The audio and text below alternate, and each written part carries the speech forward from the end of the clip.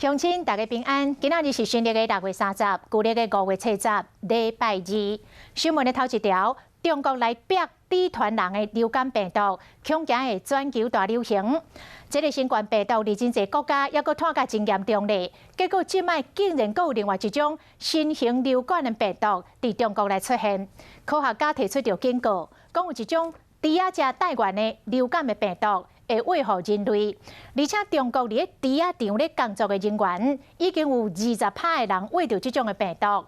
咱国内的专家讲，患着这种的病毒了后，会出现着流感的症状。目前并无疫苗会当来抵抗。即摆上惊是，这病毒会来变种，会变做人喂人，到时阵恐惊会爆发着全球大流行。 这猪仔竟是猪笼的芯片，抑过中国即马发生伫猪仔只的身上有一种新型的流行感冒病毒，而且佫会喂人。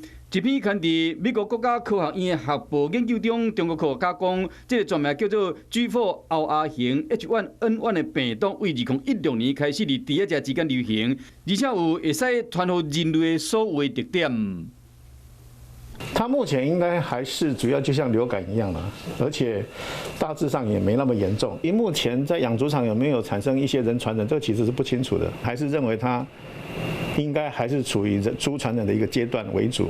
这个新品种的流感病毒是为2009年爆发猪流感病毒演变而来，2016年就正式就伫猪仔只之间流行。目前研究发现讲，造成20%的猪场的工作人员拢有这项病毒的抗体，显示病毒已经会使猪喂害人。 可以在人类的呼吸道上皮细胞复制，然后也可以感染血貂。那他们做的血清流行病学研究发现说，禽畜工作者呢，的确有一部分的血清流行病学是阳性。虽然讲依然停留伫猪喂人的阶段，不过就惊讲这病毒突变引起大规模的人喂人。专家建议会使先针对国内猪仔只做调查，并且加强对猪仔场的工作人员的健康监控。